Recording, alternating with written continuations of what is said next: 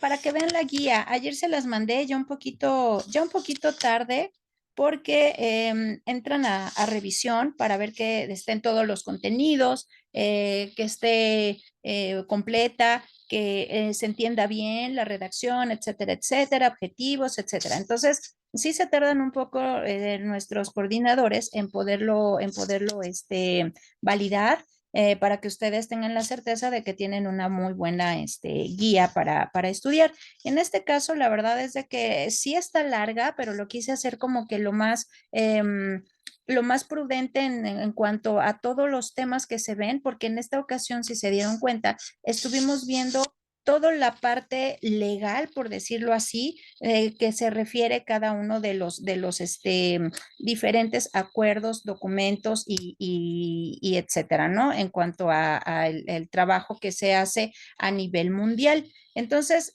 traté de hacerlo lo más amigable posible y ahorita acabo de entrar a la plataforma y aún no se ve, aún no está habilitado el examen. No se lo, obviamente no para enseñárselos, sino simplemente para ver yo, obviamente, las preguntas, pero me fue obviamente imposible porque no están, no está habilitado y no para decirles que viene, eso no, sino simplemente para darme cuenta de que todos los contenidos estaban en el examen, ¿no? Bueno, pero ya saben que el examen es algo muy sencillo, es algo muy rápido y muy básico que tienen que hacer. Lo que sí me preocupa es que en el caso de todos ustedes, que lean todos bueno, los puntos en los que yo dejé ayer en un correo, no sé si ya lo vieron, y dejé varios puntos que debe de ser obviamente leído por ustedes detenidamente para que no haya de que me faltó, se me olvidó, no me di cuenta, etcétera. Nuestro bloque termina el día martes 27, entonces ya sabemos que la plataforma se satura, que es a veces imposible entrar, entonces no vayan a dejar las actividades ni el examen para el final, sino háganlo un día antes. La ventaja que tenemos ahorita es que se viene fin de semana, o sea, hoy es viernes, viene sábado, domingo, y entonces la mayoría de ustedes que trabaja o que tiene otras actividades que hacer, pues tiene estos 2 días o por lo menos el domingo para poder hacer tranquilamente su examen. Yo ya he revisado muchas de las actividades, de las actividades integradoras. Hoy me falta nada más por revisar 6 del grupo del 302, pero prácticamente ya está todo revisado. Ayer también hice todo un barrido desde la primera unidad hasta la unidad número 4 de las actividades que les hacían falta. Y sí vi que algunos, en el caso de ustedes, los que están aquí presentes, obviamente no había ninguna por revisar, pero sí tenía algunas de otros de sus compañeros. Bueno,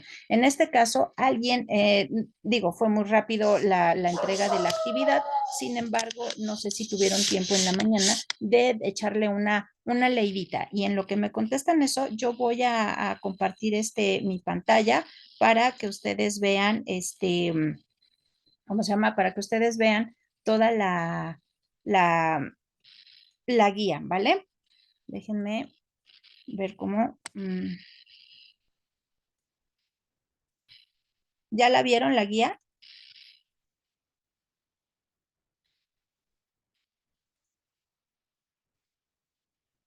¿Sí la vieron? Profesora, yo todavía Todavía no, no he Shali. podido.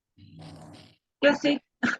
¿Ya la viste? Bueno, sí está pues algo larga, pero creo que va a valer mucho la pena. Aquí me dice, yo sí pude leer la guía, ajá, ok. Bueno, va a valer mucho la pena. Aparte que les va a dejar como evidencia de que tienen otras, o sea, bueno, que van a tener otras asignaturas. Estamos ahorita haciendo como no, es que no quiero ponerle la palabra, quiero encontrar la palabra correcta. Estamos reestructurando la carrera y entonces hay algunas cosas que son muy importantes y algunas de las materias van a quedar, así como estaba la malla curricular, va a haber algunas adecuaciones y vamos a tener materias optativas, que eso va a ser lo padre, honestamente, ¿no? Ustedes van a escoger algunas materias que van a ser interesantes para ustedes, dependiendo de lo que nos decían las maestras, las dos Claudias y la maestra Ale, de a lo que te quieres dedicar. Y eso siempre es muy, muy bueno. ¿Ya ven ahí la guía? Creo que ya se ve, ¿verdad? Sí, maestra, sí se ve. Ok, bueno, aquí ya Sí, les. ya se ve. Muchísimas gracias. Aquí ya les puse, bueno, que son de los dos grupos. Aquí tienen algunas recomendaciones. Y bueno, pues iniciamos con una introducción de lo que es un desarrollo sustentable y lo que busca precisamente este modelo de desarrollo sustentable, que lo tenemos ya en estas nuevas generaciones, ya lo tienen como más trabajado, más estudiado, porque obviamente entran los nuevos programas de estudio desde kinder, primaria, secundaria, y entonces vienen obviamente con una educación ambiental diferente a la que nosotros, de que pasamos de los 30, pues obviamente nos dieron en la escuela, ¿no? Y entonces esta parte de históricamente el nombre de desarrollo de las naciones ha emprendido campañas de conquista sobre otras naciones, pero también sobre la naturaleza. Cuando hay conquista de territorios, y esto lo vamos a recordar en historia, siempre van no nada más por el territorio, sino también por las riquezas que el territorio obviamente requiere. ¿Se acuerdan de la carta del jefe de Sioux? Bueno, pues precisamente ahí está esta parte de históricamente en nombre del desarrollo de las naciones ha emprendido campañas de conquista sobre otras naciones, pero también sobre la naturaleza, ¿no? Y ahí lo entendemos perfectamente bien. Esta visión conservacionista que tenemos ahora señala que el medio ambiente debe alterarse lo menos posible, que es lo que veíamos con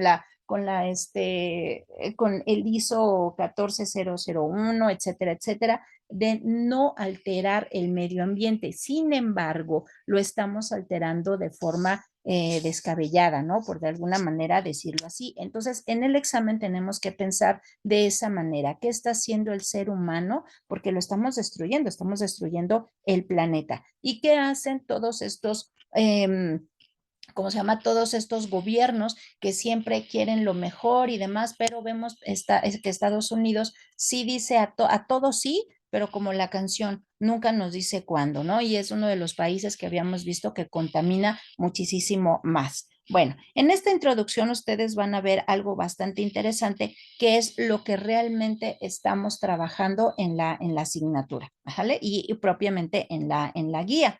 Ahora, la guía uno, ay, miren, aquí me equivoqué, se los voy a mandar otra vez, pero creo que ahorita lo hice. Bueno, aquí tenemos la primera parte que es la cooperación internacional para el desarrollo sustentable, que era donde veíamos el protocolo de Kioto, o sea, todo lo que son los acuerdos y reuniones internacionales, que el primero obviamente es el protocolo de Kioto, que esto fue en el 97. Hay 192 países relacionados con este proyecto o con este protocolo, pero si los países lo decretan, pero no lo hacen, entonces no sirve de nada, pero vamos a suponer que todos lo están haciendo y entonces lo que tenemos que ver es, seguramente en el examen te van a preguntar cuáles son o cuál es el objetivo principal del protocolo de Kioto, ¿no? Entonces, bueno, aquí lo tenemos. El protocolo de Kioto se basa en los principios y disposiciones de la convención y sigue su estructura, la convención del marco de las naciones, ¿no? Que esto fue si no me equivoco, fue en Brasil y fue un poco antes y entonces nuevamente basan sus principios de este protocolo de Kioto en esta convención del marco de las naciones. Y aquí les puse yo este mapa que está bastante interesante, en donde nos dice cuánto es las emisiones de carbono, ¿no? Respecto en 1990 y que ha cumplido el protocolo de Kioto. ¿Se cumple o no se cumple? Y entonces aquí nos da un panorama realmente terrible, porque aquí tenemos bueno, aquí lo pueden ustedes ampliar y aquí tenemos en qué años fueron, no sé cuánto es la emisión de carbono, no los años, pero la emisión de carbono de cada uno de estos países. Y entonces, si nosotros nos metemos al protocolo de Kioto, vamos a ver precisamente que no se está cumpliendo, ¿no? Y aquí les dejo yo un enlace donde pueden ver otro tipo de información que está relacionado, obviamente, con este mapa, ¿sale? Ahora, la Agenda 21, ¿qué es esta Agenda 21? Bueno, pues esta es una conferencia que se hace sobre el medio ambiente, también, o sea, a partir de lo del Río de Janeiro, y tiene 172 países y estos países se comprometen, esto es muy importante, seguramente esto va a estar en su examen,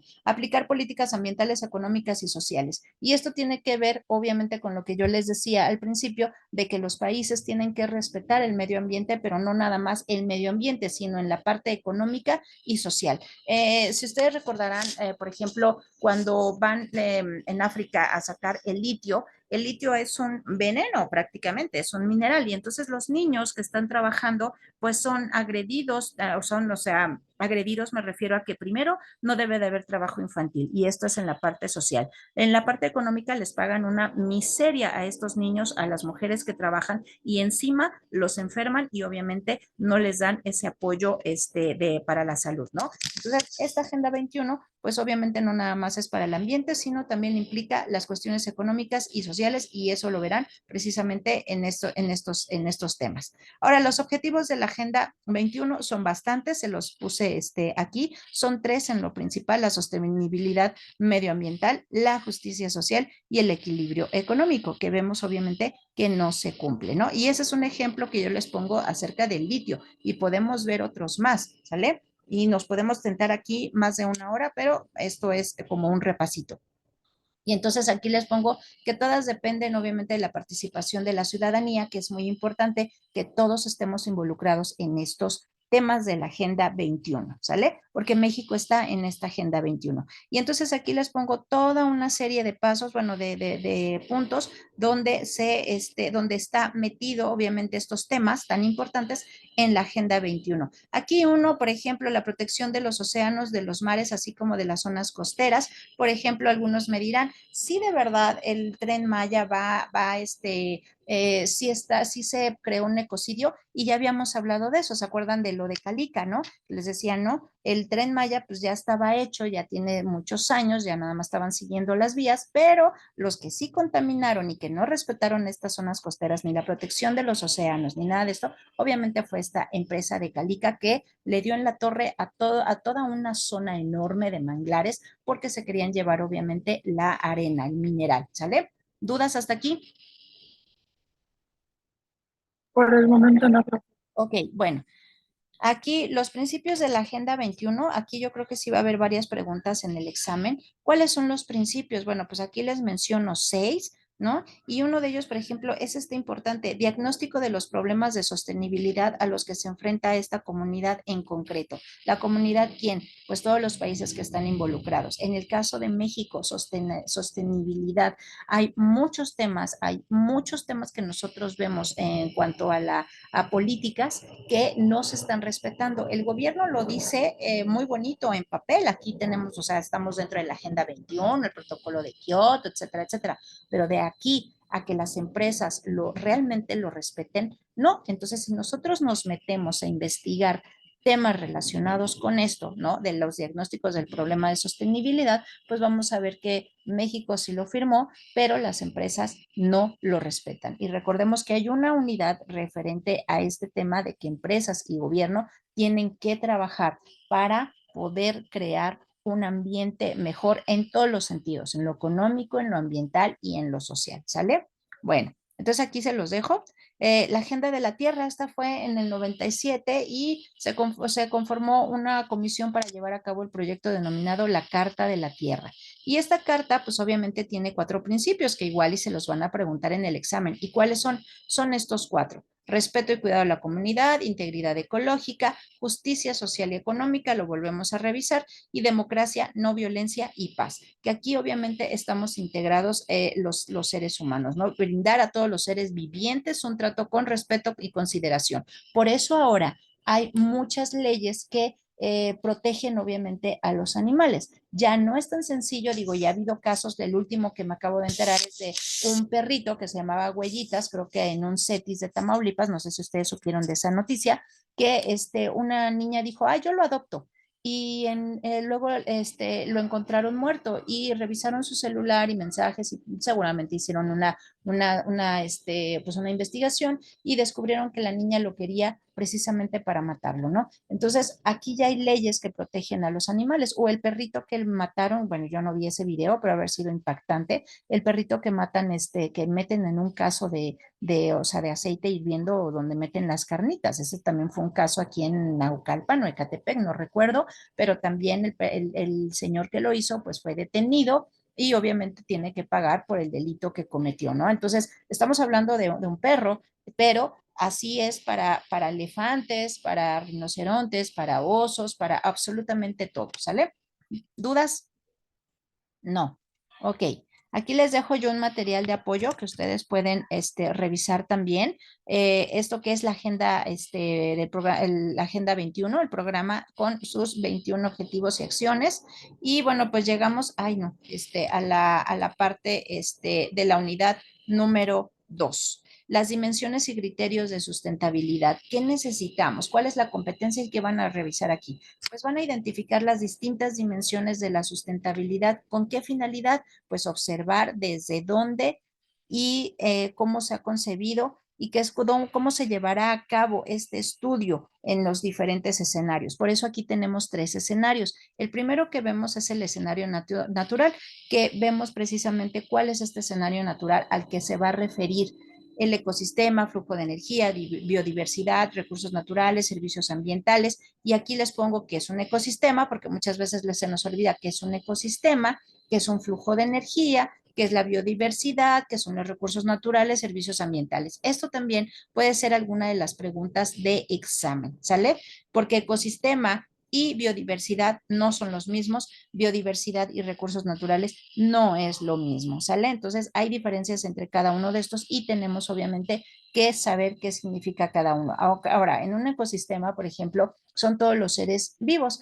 Yo les comentaba que en la parte de Mahahual, que es, bueno, Mahahual no, perdón, de Bacalar, que es la laguna de los siete colores en Chetumal, tiene un ecosistema muy particular. Se llaman estromatolitos. Y cuando tú ves el estromatolito no ves más que una piedra, pero esa piedra tiene microorganismos vivos que habitan en esta piedra y no hay en ningún otro lugar del mundo más que en este lugar que es Bacalar. Entonces, cuando tú vas a la laguna de Bacalar, primero te piden que no te puedes poner bloqueadores o que sean amigables con, obviamente, ¿cómo se llama? Con el medio ambiente, que sean productos naturales, que muchas veces, obviamente, ya las empresas sí las están haciendo, nos cuesta más caro, sin embargo, es precisamente para proteger la biodiversidad y medio ambiente, ¿sale? Entonces, eso es lo primero que te piden. Segundo, no te puedes subir a los estromatolitos porque son piedras bastante grandes o son bloques grandes, así como si fuera, imagínense como si fuera una banqueta, pero llena de estromatolitos o es la estromatolitos, imagínense la banqueta que sea un estromatolito, entonces no los puedes pisar, no los puedes dañar y no te los puedes llevar. Por ejemplo, en Michoacán, cuando tú vas a ver las mariposas monarcas, también esta es una parte de la biodiversidad que solamente existe en Canadá, en Estados Unidos y en México, porque hace un recorrido cada año la mariposa monarca. Entonces, cuando llega aquí a México y tú vas a la mariposa monarca Michoacán, no te puedes llevar ni una sola mariposa, aunque ya esté muerta. Ya cuesta muerta. ¿Por qué? Porque esa es la señal que tienen estas mariposas para poder llegar el próximo año. Entonces hay que respetar esa biodiversidad. ¿Dudas? Ninguna. Bueno, perdón, el ecosistema y la biodiversidad. Aquí ya lo dije por los dos, ¿no? Pero estamos viendo que son plantas, animales y hongos, son microorganismos, etcétera, etcétera. Entonces, la biodiversidad y el ecosistema están juntos. Estos no se pueden separar, ¿sale? ¿Dudas? Nada. Ok. Bien, nos vamos al tema 2, que es el escenario sociocultural. Aquí entramos nosotros, la sociedad, la cultura, los fenómenos poblacionales, el desarrollo urbano y rural, donde vivimos, la democracia, equidad, ciudadanía, intervención y comunidades. Entonces, si ustedes ven, este escenario sociocultural no puede estar desapegado también de este escenario natural. Formamos parte de él, ¿sale? ¿De qué manera? Bueno, pues según la UNESCO, la diversidad cultural se remonta a 2001, donde establece 12 artículos referidos. ¿Y cuáles son esos 12 artículos? Aquí está. Me voy a pasar hasta acá. Esta parte dice la diversidad cultural es un patrimonio cultural de la humanidad. Por ejemplo, nosotros aquí en México, un patrimonio cultural de esta diversidad, por ejemplo, son todas las culturas mesoamericanas y eso lo vieron en historia, ¿sale? Ese es un patrimonio cultural. Hay otros, por ejemplo, los que son los pueblos mágicos, también está dentro de este patrimonio cultural y que, por ejemplo, Xochimilco se ganó se ganó desde hace mucho tiempo según la UNESCO, como un patrimonio cultural de la humanidad y por eso se respeta este sitio. ¿Y que están rescatando? El ajolote. El ajolote lo están rescatando aquí en Xochimilco, todas sus fiestas patronales como la del Niñopa, que es la más importante, pero también hay otros lugares, por ejemplo, San Miguel de Allende, que es un lugar hermoso ahí en Guanajuato, no se puede alterar de ninguna manera toda la arquitectura de la ciudad. Entonces, todo lo que son Oxxos, Seven, tienen que respetar no los colores de su empresa, sino lo que les maneja la ONU o la UNESCO para que siga siendo patrimonio cultural de la humanidad, ¿sale? Y entonces aquí entramos todos nosotros. Los derechos humanos es parte esencial de esta gran diversidad cultural, porque, por ejemplo, y también hay que tener mucho cuidado. Por ejemplo, actualmente ya en muchos países como África, que tenían las niñas uh, pues es que para nosotros puede ser algo terrible que les quitan el himen, ¿no? La telita que está en la vagina, hacen un ritual y entonces las desangran, sufren muchísimo porque hay que cortar y entonces les cierran un poco de la vagina y entonces cuando ellas tienen relaciones sexuales es algo espantoso porque son dolores bastante fuertes, o sea, no es o sea, tener relaciones sexuales es sufrirle, no es de disfrutar. Entonces, hay que respetar, sí, pero hay que también saber en qué momento podemos decir eso ya está prohibido. Y en muchas aldeas en África se están prohibiendo estas prácticas, obviamente por salud. Y ejemplos tenemos otros, por ejemplo, los niños cuando llegan a la mayoría de edad en estas comunidades, cuando tienen 13, 14 años más o menos, les en la piel, los van marcando, les abren la piel como si fueran, bueno, les abren la piel con unas navajas y no las dejan cicatrizar, las vuelven a abrir así hasta que se hagan abultadas porque ellos creen que en esos lugares digamos como que el animal principal para ellos es el cocodrilo, el más fuerte, el más grande, etcétera. Entonces, tatúan su piel, porque bueno, no es un tatuaje, pero podemos decirlo así, lo hacen, digamos, la piel de los niños lo hacen así como si fuera un cocodrilo. Entonces, ves imágenes de niños que están temblando del dolor. Entonces, todos conocemos a alguien que tiene 13, 14 años y verlos temblando del dolor para tener eso y para cumplir con sus tradiciones debe de ser algo horrible. Y entonces imagínense que en esos lugares, pues obviamente las navajas que tienen, pues no están desinfectadas más que las queman, ¿no? Para que las medio desinfecten, pero se pueden infectar esas heridas porque es en todo el cuerpo, del pecho hacia abajo, ¿no? Hacia la cintura. Entonces pueden los niños sufrir obviamente una infección y se puedan morir. Entonces hay que cuidar esta parte ¿cómo se llama? De esto del escenario sociocultural. Bueno, la manifestación cultural, aquí, bueno, esto ya lo sabemos, lo hemos visto en reiterados momentos. Los fenómenos poblacionales también, o sea, la cantidad de gente que existe en algunos países, las minorías, ¿no? También religiosas, culturales, la discriminación, todo entra en esta parte de los fenómenos poblacionales, todo. La natalidad, la cantidad de niños que nacen, por ejemplo, que en China las niñas valen menos, ¿no? Valen menos que los hombres. Y entonces a veces en China llegan a tirar a las niñas recién nacidas a la basura. O también esta parte de la natalidad, el número de personas, ya dejemos a un lado lo que es que si es niña o es niño. Llegó un momento en que había tantos chinos que ahora te dicen solamente un hijo y tú podrás querer más, pero actualmente creo que hubo un momento que eran demasiados y dijeron, hasta aquí, se acabó la población, uno, y entonces uno iba a hacer, ¿no? Aquí me dice Moni, en Japón cerraron una prepa porque la natalidad es súper baja. Bueno, solamente iban dos, ¿no? Casos contrarios, ¿no? Casos así extremos. Era uno en China para tener hijos y acá en Japón estaban cerrando una prepa porque nada más iban dos personas. Sí, incluso hace muchísimos años cuando yo estaba en la universidad tenía yo una maestra que se había ido a estudiar a Italia y ella nos decía, bueno, si ustedes tienen intenciones de salir del país, váyanse a Italia. Estamos hablando de 1998, del 2000 más o menos. Váyanse a Italia porque están pidiendo a jóvenes que vayan a poblar Italia. ¿Poblar en qué sentido? En algunos pueblos ya nada más había pura gente geriátrica, o sea, pura gente mayor, ancianos. Entonces iban a quedar, o sea, esos pueblos abandonados. Entonces te llevaban a Italia. Obviamente tenías que tener una carrera, tenías que saber italiano, no era así de, ya llegué, estoy aquí para irme a Italia, no, tenías que pasar ciertos protocolos, ¿no? Que te ponía el país, y la condición era que no regresaras a tu país, no que no regresaras nunca, o sea, que sí vinieras a visitar y todo, pero la intención o el objetivo era volver a poblar esos pequeños pueblos o pequeñas comunidades allá en Italia, ¿no? Ahora ya no lo hacen, pero lo hacen, por ejemplo, para otros países como Australia, ¿no? Australia es enorme, considerado obviamente un continente, ¿no? Entonces, también te invitaban a Australia. Así hay varios países y así hay varios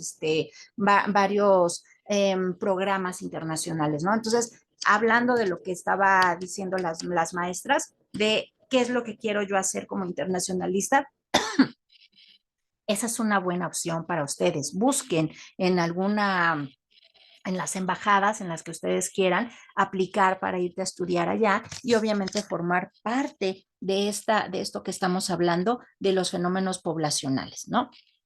Bueno, el desarrollo humano entendido como el proceso mediante el cual una sociedad mejora sus condiciones de vida.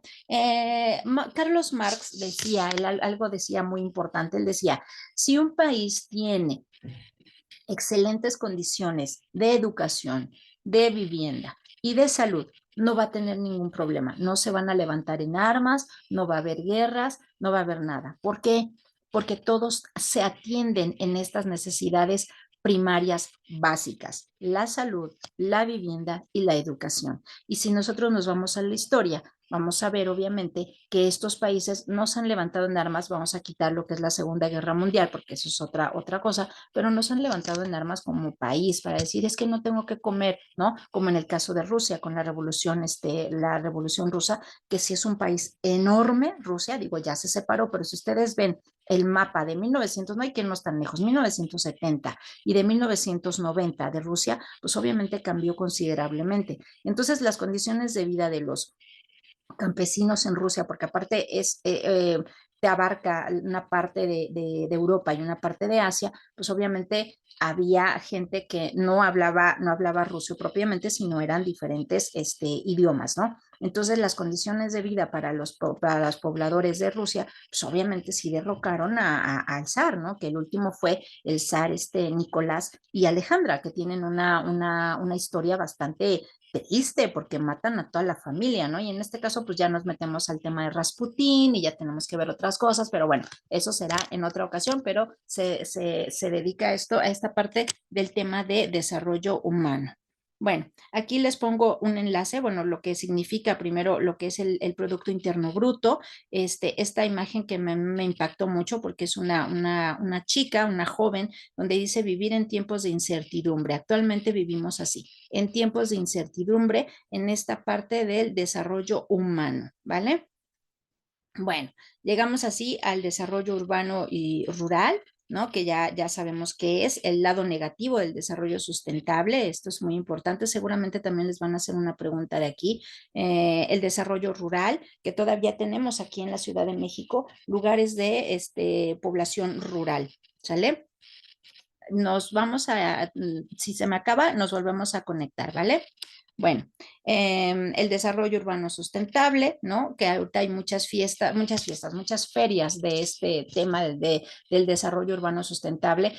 Por ejemplo, los huertos urbanos. Aquí en Iztapalapa hay gente que en su casa hay un programa en donde te entregan gallinas. Claro, obviamente, si tienes un espacio, o sea, la delegación va y la alcaldía, perdón, va, estudia tu casa, tu espacio y te dice, sí, aquí puedes tener un gallinero, ¿no? Y entonces te da dos, tres gallinas y entonces cada cierto tiempo te ayuda a llevar a las vacunas, a ver cómo estás trabajando con estas gallinas, a que no, o sea, estas son de las que ponen huevos, ¿no? Entonces no es para vendimia, sino es para tu autoconsumo, ¿no? Y los huertos también urbanos que hay aquí en la ciudad. Bueno, el consumo sostenible. Por ejemplo, yo en su humilde casa tengo una plantita de romero y una de menta y me encanta porque si necesito algo de estos dos ingredientes, pues obviamente salgo a la maceta y lo corto, ¿no? Es un ejemplo muy, muy pequeño, pero podemos hacerlo en nuestra casa. Bueno, y el hábito del consumo responsable, que es individual en lo ambiental y en lo social. Aquí ya corresponde a todos. Primero, ¿qué hago yo? ¿Qué hacemos por el ambiente y en lo social que estamos trabajando? Material adicional, siempre es bueno que ustedes lo revisen, que lo vean, así de forma rápida. Y bueno, aquí tenemos ya el último escenario, que es el económico y que yo creo que es el más importante. La economía y diversidad, los sistemas de producción, oferta-demanda, lo que hablábamos del COVID, ¿no? Cuando acrecentó el precio de algunos productos como el cloro, como toallitas, como, ¿no? Entonces, eso obviamente nos habla de la oferta y la demanda. El Producto Interno Bruto, la valoración económica de servicios ambientales, y aquí es muy importante mencionarlo, el Producto Interno Bruto en la ciudad, en México, pues obviamente estuvo bastante alto a pesar de que tuvimos una pandemia. Y eso se ve, por ejemplo, reflejado actualmente que nosotros no tenemos una deuda con el Banco Mundial, con el Fondo Monetario Internacional, no tenemos deuda con estos dos organismos y tampoco tenemos una deuda interna. Al contrario, se está viendo que obviamente con el precio de a cómo se vende el dólar, pues obviamente estamos viendo que no hubo una recesión económica. Y bueno, aquí ya lo vamos a ver de manera más ¿cómo se llama? Más detallada. Aquí a esto se los voy a dejar lo que es la economía mundial y global, que todo está relacionado porque vivimos en un mundo globalizado y lo que le pase a un país en cuanto a la economía nos puede pegar o nos puede dar de rebote. Entonces, debe de haber economías sanas. Estados Unidos ahorita está pasando por una crisis bastante grande, ¿no? De que no pueden pagar las hipotecas, la gente está viviendo en sus carros, en sus camionetas, en estacionamientos, porque no puede pagar las hipotecas de sus casas, ¿no? Allá es muy fácil decir, hipoteco mi casa una, dos, tres, cuatro veces y eso les está pegando actualmente. La economía mundial contra la economía local, miren, aquí nos ponen a los países más importantes, China, Estados Unidos, la antigua Unión Soviética, Europa, todos los que están y bueno, todos los que están aquí, ¿no? Mónaco es un país, es un país, se considera como un país, pero es un principado que está dentro de Francia y obviamente, aunque sí son de alguna manera independientes, tiene que ver mucho con la economía, obviamente, del país donde están, que es Francia.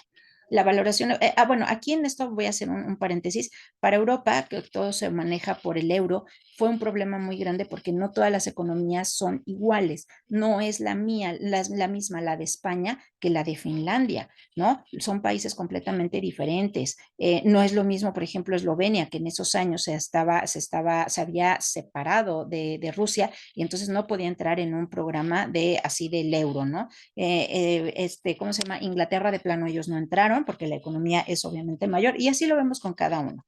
Bueno, la valoración económica de servicios ambientales, esto es muy, muy importante. ¿Qué es? Bueno, la valoración económica es una forma de comprender cuánto vale para determinadas personas o para las sociedades en su conjunto. No es lo mismo para unas que para otras. ¿Y cómo se valoran estos servicios? Bueno, pues servicios de aprovisionamiento, culturales, regulación, de apoyo, etcétera, etcétera. Y aquí les pongo yo un pequeño esquema de qué es el servicio ambiental, ¿no? Es el agua de calidad, aire limpio, regulación de la temperatura de clima, suelos fértiles, captura del carbono y paisajes. Bueno, aquí ustedes ya lo ven detalladamente y les pongo otro material. Y ya nos vamos por la tercera unidad, a ver si no se me acaba el tiempo. Me faltan 4 o 5 minutos.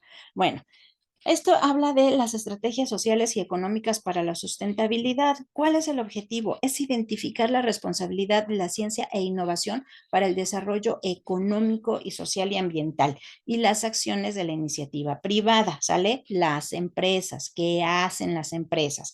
Bueno, primero hablemos de lo que es la justicia ambiental y reconoce la desigualdad de la distribución espacial y social. Obviamente con los grupos identificados, los que tienen más, los que tienen menos. Ahorita en la mañana, por ejemplo, mi esposo nos andaba contando de un programa que hubo en la pandemia en donde se tenía a todos los tarjetavientes que no podían pagar, pues obviamente se les hacía como un plan de pagos. Pero entonces había unos que son los de la banca, estas son las personas más ricas que invierten su dinero en el banco, en este caso Bancomer, y entonces a un director se le ocurrió decir, sí, nosotros también hay que entrar, porque obviamente el rico también sufre, y entonces todo el mundo se le quedó viendo así de, híjole, no te corremos porque necesitas el trabajo, pero no es lo mismo pasar una pandemia aquí en Iztapalapa, ¿no? En la zona más, más complicada en la ciudad en cuanto a pues a todo, ¿no? A los servicios, etcétera, etcétera, a una persona que vive enfrente de Perisur, o sea, no es lo mismo, no pasan la pandemia de la misma manera. Y entonces, no nada más es justicia ambiental, sino también cómo lo pasamos nosotros, ¿no? Bueno, X. Ahora, la educación y la cultura ambiental, lo que nosotros, este es un proceso que le permite a las personas investigar sobre las temáticas ambientales, involucrándose en la solución de problemas. Por eso era importante que ustedes hicieran una actividad integradora donde tuviera esta parte de la cultura ambiental, ¿no? De la educación ambiental y que sus propuestas fueran obviamente buenas y que además se adaptaran y que se pudieran adaptar a la Ciudad de México. Ajá. Por eso la importancia de que ustedes buscaran información de otros países, qué hacen en otros países, precisamente para ver si alguno de esos programas o proyectos se podían adaptar a la Ciudad de México, ¿sale? Y he leído unos muy buenos, otros que ya estaban, o sea, ya están adaptados, ¿no? Y ya los estamos viendo y entonces sí es bueno, pero me hubiera gustado en esos casos, pues ver nuevas propuestas. Si ustedes no lo han hecho, háganlo de esa manera.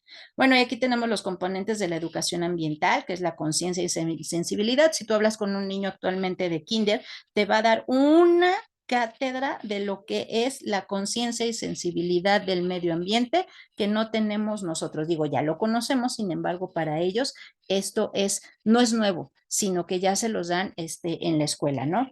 Bueno, saber cuáles son los residuos sólidos y peligrosos y qué hacer con ellos. ¿Acuerdan de que hablábamos de las medicinas ya caducadas, de las pilas, de qué hacemos con las pilas pues, de los celulares, etcétera, etcétera? Todo ese tipo que son materiales obviamente peligrosos, ¿no? Residuos peligrosos y qué hacemos con ellos. Otra vez, aquí hay material adicional.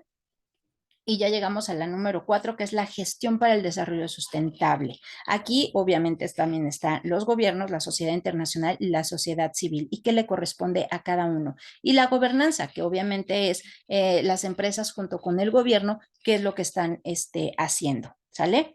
¿Qué parte le corresponde al gobierno? ¿Qué parte le corresponde a las empresas? Y el sistema de gestión ambiental, obviamente en las normas ISO 14001, que era obviamente de los alimentos que ya veíamos que eran muy caros, ¿no? Que son alimentos, ay, ya se me va a acabar, tenemos un minuto, si se me desconecta, si me voy, 2 o 3 minutos nos vamos a quedar para la siguiente, ¿vale? Que son productos obviamente pues muy caros que no están al alcance de todas las personas. Por ejemplo, los focos, ¿no? Los focos ahorradores, también es muy complicado esto, que cuestan 150 y que dices, ¿cómo? O compro un foco ahorrador, ¿sale?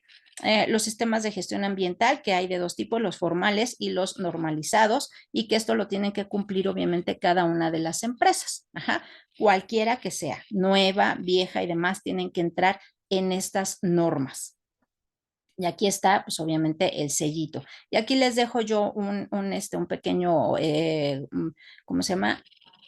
Un pequeño, ay, se me fue la palabra, esquema, en donde vemos los beneficios de la gestión ambiental, que es el control de gastos, la mejora continua de